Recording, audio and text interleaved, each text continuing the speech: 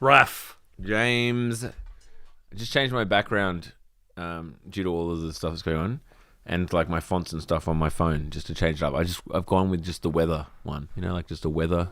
Is that a set background? No, it's like the weather. It follows the weather, does it? Yeah. So it's cloudy when it's cloudy and so on. Exactly. I'm sorry, when you say you did that because of all the stuff that's been going on, what did you mean by that? Well, there's a lot of change happening in the world and like the universe. It's like I thought I should just join in. So Joe Biden resigns the presidency. Well, yeah, and Trump gets shot. A week after Donald Trump narrowly avoids death. Yeah. And your response to acknowledge this sort of like cosmic level vibe shift is to change your iPhone's background to a weather widget. Yeah, I'm just getting involved in the zeitgeist. Yeah, I can feel that.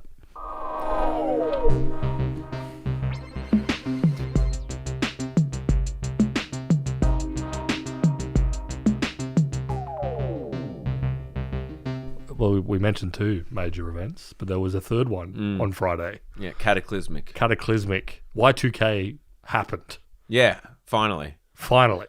24 years late. A lot of you can come out of your bunkers. Exactly. It happened, and guess what? It didn't matter all that much. No. Everyone's over it. No, but we're talking about the CrowdStruck incident. Yes. As many of you probably, if you work somewhere that has a sort of a Windows installation, or you're at the shops, or you're at the airport, or doing any number of things that people do. Yeah. That involve computers. That involve Windows computers. Everything went to shit. Yeah. Because of a bung update. Yeah. The kernel. Exactly. You had a kernel panic due to a bung update. Yeah, actually, we should probably make it very clear that we're not going to say the word kernel too many more times because I think we just lost 30% of maximum 5 times. We're going to say kernel panic a maximum of 5 times, including when I just said it. Like a kernel is the type of word you do not want to bring up around normal people. No. They're like a corn kernel. Oh, yeah. I guess. A kernel of truth. So those are a gay context to bring it up. How are you saying kernel of truth in normal conversation? If someone said to me, it's really hot today, and then I would be like, there's a kernel of truth in that. That kind of stuff. Yes. Anyway, so let's just I think we should go over. It's interesting. This is probably one of the largest computer incidents that has happened in as long as I can remember. Yeah. People are saying it's like the biggest F up. People like on Twitter, they're like, is this the biggest is it the biggest corporate screw up that has ever happened? Yeah, totally. I threw out there maybe Purdue starting the opioid epidemic. Is bigger? As a bigger F up, but they're like, that wasn't a mistake. And I was like, yeah, you're probably right. That's true. Enron, that was malfeasance. This is a proper fuck up. If you're the guy that did this, because as we'll talk about the essence of what happened with the CrowdStrike thing, it really was one of those things where you could probably point the finger at probably one guy or a handful of guys who fucked up. Yeah, a handful of diversity hires. Yeah, well, exactly. A handful of DEI hires, as they would tell you on X, because we'll talk a little bit about the discourse, because it was almost funnier than the actual thing. But yeah, no, basically what happened is, CrowdStrike is a cybersecurity company, widely used. Endpoint security. Yeah. That is, an endpoint is a computer. Yeah. An endpoint is anything that connects to a network. Yeah. And so it's literally just basically like antivirus, but much more complicated. Yeah, it's big scale antivirus. They do lots of corporate rollouts. It's the sort of company that, Woolworths would go to and be like, we need a cybersecurity / a package that protects all our computers and makes sure no one's putting malware on them or accessing them illegitimately. Exactly. Our staff members have laptops, and phones, and CrowdStrike is supposed to basically monitor everything that is coming and going to that device and ensuring that it's not a hacker or malware or whatever it is, basically. That's the simplified version of it, but also the kind of true version of it. But the issue is, obviously, in order to be monitoring basically everything that's happening on a computer, it has to have very, very deep integration into the fundamental elements of the computer. Yep. It's got to be deep in the Windows. That's right. They provide solutions for all different kinds of systems, be they Windows or Mac or Linux or whatever. But in this instance, The thing with a lot of these cybersecurity platforms and companies is that, the threat environment is constantly evolving. So they're always... It's whack-a-mole. It's whack-a-mole. You're just chasing new threat vectors and new malware and new viruses and new security exploits and whatever. So as a result, they're expected to, and they do roll out updates all the time. Basically, as someone, a lot of people were commenting, CrowdStrike will put out multiple updates a day, which is a really fast rollout schedule for software. Most companies don't have to do that. Anyway, so a hot fix or a patch was rolled out for the CrowdStrike software that was rolled out managing sort of Windows computers, a lot of networks of Windows computers. And obviously it didn't have the proper oversight, and it auto-installed on a shocking number of the world's computers. And just crashed them. It was like 8% of the computers. And I think it was a bit less than that, but it was a single-digit percentage of computers on Earth, which is high. Yeah. Even if it's 0.1 or 0.01% of computers. No, it's still very interesting that you can just... Someone, as we said, like, probably an individual who might have been part of a small team, but, like, an individual did a thing and then tens of millions of computers were immediately affected. And it is actually one of the funny things about cybersecurity, because it's like a lot of, corporate rollouts or business critical rollouts of different software does not automatically update. And it's like general principle is you don't want to push through an update that's going to cause some sort of, for any kind of software. Yeah. Whether it's like, a gigantic design firm all runs a certain version of Photoshop or, whatever. Well, even the App Store, for example, when an app updates, you know how like, you'll have auto updates turned on, but like sometimes you'll hear like, oh, there's a new, case in point actually, I saw Nolan tweeting about like, don't install the Overcast update. Yeah. And I was like, it hadn't automatically installed despite the fact I have auto updates on. And that's because if you're an app developer, you can, and most people do, you can check basically a box that's like a slow rollout for an update, even just for like apps on your phone where day 1, like 1% of your user base will get it, day 2, 5%, day 3, 10%, blah, blah, blah, blah. And like it scales up to 100% just because like it's typically not a good idea to just give 100% of people an update at once. And, there's lots of businesses that run on ancient bits of software that may not have all the bells and whistles, but, updating it would be onerous and laborious and might break the million other things that got plugged into it. And that's how you end up with like, enterprise platforms that still run some fucking ancient version of COBOL or like Windows NT 3.0 because it fucking works and you don't need to have, as long as it works, just leave it alone. But when it comes to security, it's always this balance between if there's a hole that's being patched out in like a bit of software where like a malign actor or like a bit of malware could actually get in. Yeah, a known exploit. A known exploit. You actually want all your users to be as updated as possible, which is why you get into this situation where like this was pushed out to the whole world. Literally, as I said, a single-digit percentage of the world's computers, because there's always that balance with the cybersecurity stuff. And you don't want, one computer on your network to not be patched and then be a vulnerability or whatever. But the point being, the patch caused all these computers to basically hit the Windows blue screen of death, which everyone is probably familiar with. You've seen it at some point in your life. Kernel panic is just a good phrase. Kernel panic, we've swung back around on the word kernel. There's a kernel of truth to that, I think. If you're going to throw the word panic after it, then I'm back on board. Yeah. Anyway, so... It's like, kernel panic and general competence, Imagine them together. Yeah. So as a result, everyone probably saw this. If you're in the supermarket and the self-checkouts had the blue screen of death, or you're at the airport and the displays had the blue screen of death. For people that saw it, it was a brief... And obviously people that had their own work computers that were like... Yeah, my wife was like, my computer just really wigged out. Yeah. And I was like, oh yeah? And then immediately like Twitter is just like, what? What were they like? What? Yeah, it was a bit like that. And also, the news was a good example. There were tons of, like ABC and Sky News and whatever couldn't do. People reading off their damn phones. They couldn't do the cutaways to on-location reporters and stuff, so they had to... Yeah, ABC Local, like they couldn't play any music or cut to anything, so they just had to just keep yapping on. Yeah. And it really does... I reckon I could do it. If it was like, you gotta talk. We don't know how long for, but you just gotta talk. Yeah. We could trivially do that. We do it every week. Just yapping. Not a whole lot of content. There really is a kernel of truth to that. Enough of that. But also, I mean, a lot of people were commenting, and it was kind of funny. It is interesting to see like the sort of things that you wouldn't expect to be networked or like as part of like a massive rollout of like Windows instances or whatever. You're hitting the blue screen death, like the screens at the airport that are above just like the various check-in desks, which do nothing except display a still image 100% of the time.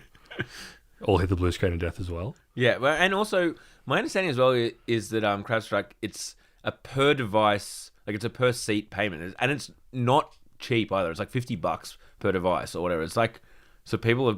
Yeah, they're paying per seat for every phone. Although I did see something like presumably one computer. Yeah, someone's like, actually, it's a whole bunch of Linux machines that are connected to a central Windows one and like mirroring the screen or whatever. Whatever. It's funny to think about the fact they're paying $50 a month for every single one of those screens. It's funny for me to think of it that way. Yeah.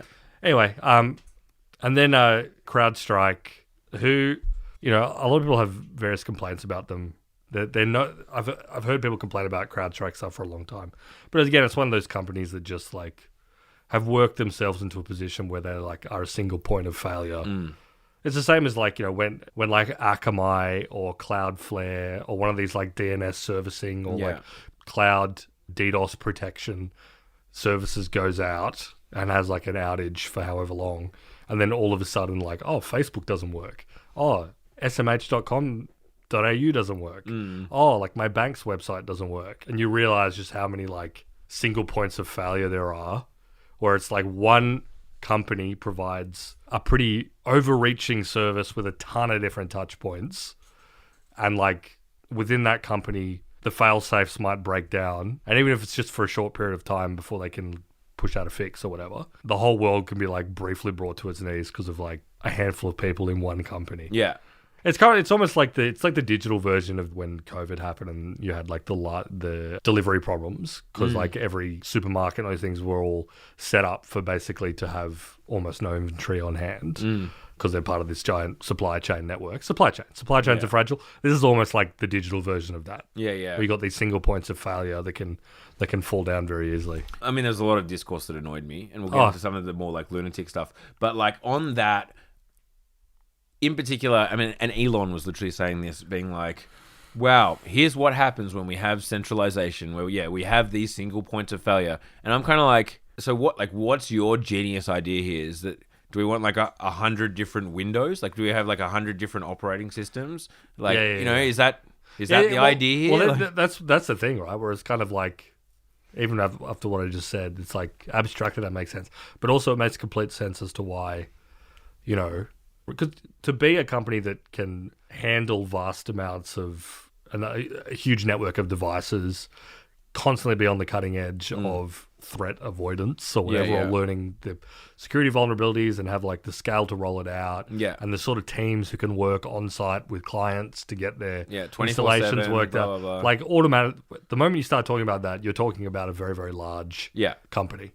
I think you're right. It's this thing where it's like, well, what's the solution? There are like 100,000 gigantic cybersecurity companies. No, exactly, which like is unrealistic. Or like, and even then, like you have to pay like 40 different companies. Which, to be fair, that's actually probably kind of the case at the moment. Totally. InfoSec at the moment, but you know, like unfortunately, it's like global problems require like insane amounts of scale to kind of have a solution to. And sure, they screwed up pretty bad in this. In the scheme of things, like at the moment at least, it seems like, you know, people have recovered. They rolled the patch out pretty quickly. You know, it was very, very funny. Let me be clear. I like that this happened because it's funny. It is, yeah, totally. And I mean, hopefully no one died in hospitals. Hopefully on the assumption that nobody was harmed. Yes. And I've seen no evidence that someone was. And when I say harmed here, I mean like, come on, legit harm, not inconvenienced and you're mad. Like, no, that's not harmed, you know? Okay, your flight got cancelled. Yeah. I'm sorry. My mum's in New Orleans and she did have flight cancellation, but, you know, that she wasn't harmed. No. And you know what? That's big of you to say, I'm sorry, Mum. sacrificing my own mum. Sorry, Mum, but I'm going to laugh at this situation. That shows courage and bravery.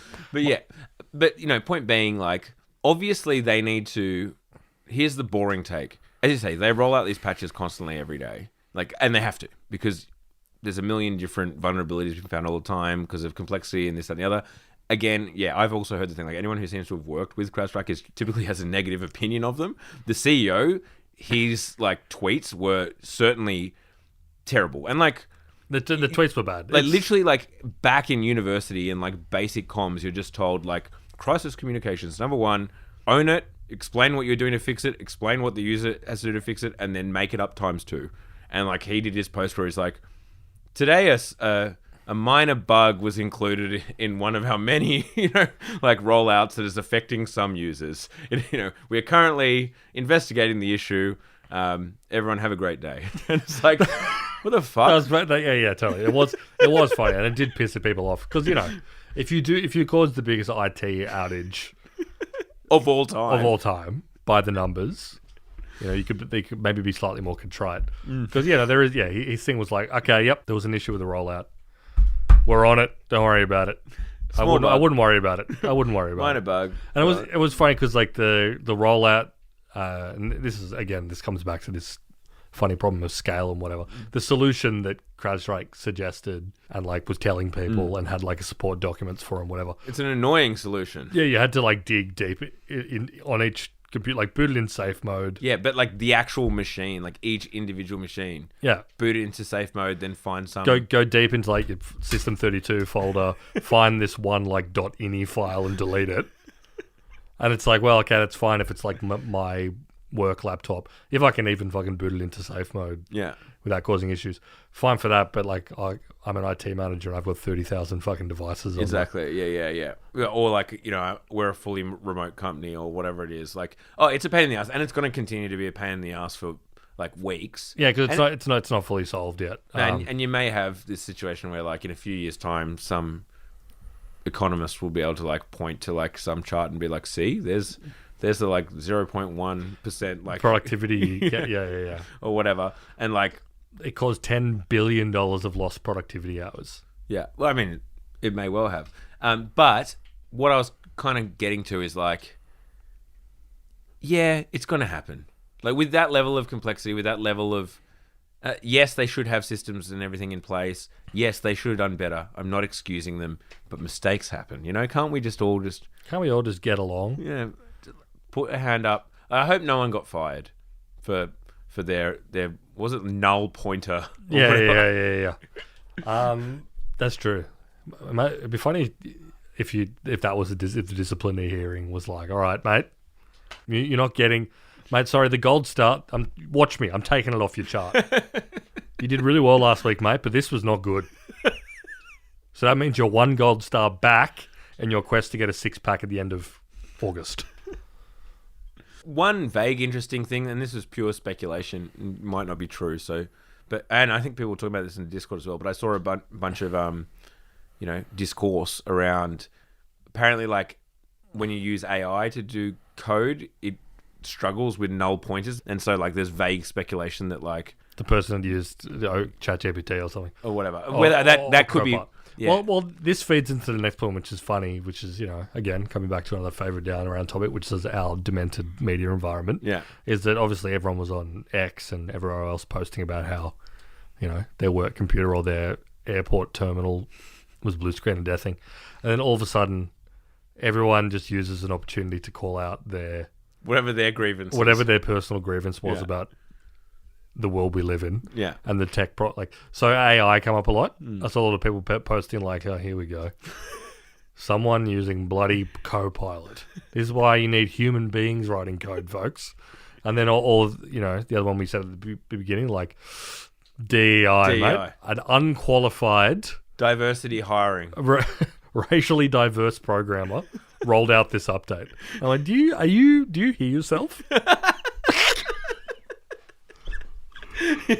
Yeah, like, and that was like relatively big, people's just being like, this is DEI. I mean, again, this is Elon's Twitter and Elon's X, which I understand. True. Big in the context of morons. But I did see that post so many times. It is, I mean, this is angular, but it is very funny that like the DEI panic or whatever started off with like this thing of like, diversity initiatives at Harvard Medical School mean that over the course of decades, our medical standards are going to decline and the graduates aren't going to be at the quality they have been in the past, and that's going to lead to reduced health outcomes in America. And you look at that and you're like, okay, well, that's kind of like, a conservative talking point. I can kind of get what you're trying to say there, to where it's now like you see a typo on a website and you're like, diversity! This is diversity. So is this diversity hiring? It's like a fucking Kiefer Sutherland 24. It's like there is a diversity hire in your company right now, and you need to find them before they roll out like a bung fucking software update for like America's nuclear arsenal. Yeah, I mean, I just say it's very stupid, but look, whatever. So there was that, and then there was, there was the conspiracies about it from Ralph Babbitt, senator here in Australia. Oh, yeah, that's right. Yeah. He tweeted, he was like, really interesting that CrowdStrike brings down the world's communications at the same time as the Republican National Convention and Trump's epic speech. And that was just his tweet. Even if you follow the logic, like that was... Trump was spitting such hot fire. He was spitting... that someone had to pull it. And so Trump was spitting such hot fire that CrowdStrike brought down the world's communications about 5 hours later. Well, yeah. So the deep state fucked up that one. They were 5 hours off. Well, yeah, they just couldn't get their diversity hires in there in time. That's true.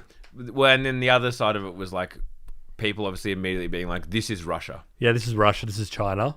Yeah. There was definitely extreme panic in the like, wait, so every company now no longer has their cybersecurity. Like the Russians are running rampant through all of our computers. They're picking around in Woolworths. Yeah, exactly. They're accessing your flybys. Yeah, I mean, I'm sure. I don't think that like the elite Russian cyber war division or the elite Chinese cyber war division, the elite Israeli cyber war division, or whoever. I just don't think it's particularly productive to just knock out the whole world's like a complete scattergun approach to 2% or 3% or 4% or whatever of the world's computers, and send them out of action for about 12 hours on a relatively random basis. Yeah. I feel like there's got to be some more strategy involved. I could be wrong. Oh, I mean, it could turn out that... I mean, cyber war is a serious business. Cyber war is war. It's got the word war in it. It's like the Stuxnet. I was reading about Stuxnet again the other day. Stuxnet. Stuxnet was interesting. And for those who don't remember, this was widely considered like one of the first successful state-engineered computer viruses built by the US Department of Defense in conjunction with probably the Israeli cyber war division, and they sent it into the nuclear centrifuges in the Iranian nuclear program. Yeah, and it got it spinning super fast. It caused centrifuges to spin too quickly and therefore break, which is, not making any claims about how justified it is to attack the Iranian nuclear program, but kind of cool. Yeah. Like if you're going to do something like... It's very kind of go gadget, like to make a centrifuge just go so quickly that it breaks. Like, well, in an ideal world, it goes so quickly that it starts to levitate like a helicopter. Yeah, that's what we want. But and there's short of that, and there's a bunch of scientists in lab coats like, whoa, as it like spins around the room. Yeah, but yeah, so that stuff's serious business. But I don't think that there's a world difference between that, because I think the Iranians were using I think it was all Siemens equipment. So like the team that built Stuxnet figured out like the firmware for that particular part, and then managed to like install it on all these centrifuges. Again, pretty cool. Difference between that and just, I don't know, let's just knock out 2% of the world's computers for a bit randomly. One of the also funnier things that in the CrowdStrike talking about like how to fix it, and yeah, they had this like safe mode whatever, but also they suggested that like if you reboot your computer anywhere between 5 and 12 times, sometimes that just fixes it. As with everything. Just like reboot it 12 times. It's like you got to just like unplug the Nintendo 64 cartridge and blow in it. Blow in it, yeah. I was like, that's like, it's sick that it doesn't get fixed after 10, but like 11, 12. Now we're talking. We need to go back to when you could blow into a cartridge to fix it. I don't think that ever worked. No. I don't think it ever did anything. No. Other than potentially get saliva inside like electrical components. Because like you're 5 years old or whatever and playing a Super Nintendo into the bottom of it. The idea was you were blowing dust off it, right? Like, blowing dust off like the connectors or whatever. But I don't think my technique was particularly good. I mean, how much dust has to be covering those connectors? Like these big friggin' copper things or whatever. I feel like you could probably do it with a cotton bud. I will say, when I was working at the Genius Bar at the Apple Store, the most common problem people would come up with was phone wasn't charging anymore. And maybe 80 to 90% of the time the solution was that they had a whole bunch of like dust and dirt and crap stuck in their connector. And it was more of a problem when you had like the big old wide... No, mate, it's still a friggin' problem. Because one of my shitty cars, not the Skoda, the CarPlay is so friggin' finicky, and I've still got the friggin' old Lightning connector because, you know, whatever reason I haven't upgraded, I will be upgrading in September, October, and I'm praying for the day. But CarPlay is so sensitive to, like, the friggin' connector in your phone that, like, I've got a bunch of crap. How do I clean it then, Genius? How do I have this problem right now? Don't pay out those people who had dust and crap in there because my car just constantly disconnects from Apple CarPlay in our other car. I'm not paying him out. I was just saying it was always very satisfying to like get the little brush and just like empty. I need a little brush? We had like a tiny little brush you could use to clean it out. Although, you know, an easier way was to use like that SIM card opener. Oh, yeah, but also you ran a much higher risk of just breaking it. Yeah. But it was very satisfying to like empty it out in front of them because they were absolutely humiliated. They were absolutely humiliated to see the amount, like the filth that came out of that. Yeah, well, there's that kind of filth in my phone. That's what you get for not upgrading your phone regularly enough. It's the longest I've ever had a phone in my life because I think it's 3 years old. Wow. This just goes to show the sort of problems that Apple has with its upgrade cycle, you know, and the innate problems with the growth potential of the smartphone. Or maybe you're just getting old. Maybe. And moving on in the world. 3 years it's fine, but it's not for me. I think 3 years is fine for most people to have your phone for 3 years. Not for a guy who's living on the cutting edge. Not for me. I should never have not upgraded, although I think that it's going to pay off for me in the long run because I feel like this is going to be a pretty good phone that's coming out this year. Oh, it's got to be, mate.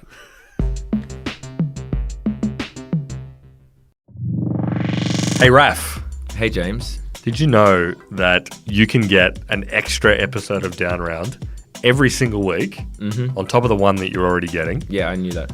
Well, yeah, obviously you know, but the person is... I'm using you as a vessel to explain. Sorry, as I'm the listener. No, go on, tell me more, James. How much does it cost? A mere $7 a month, Raph. Okay, where do I go to find out more about this? You go to downround.net. Okay, I want it. Well, I'm sure you do. I feel like I'm missing out by not having it. Exactly.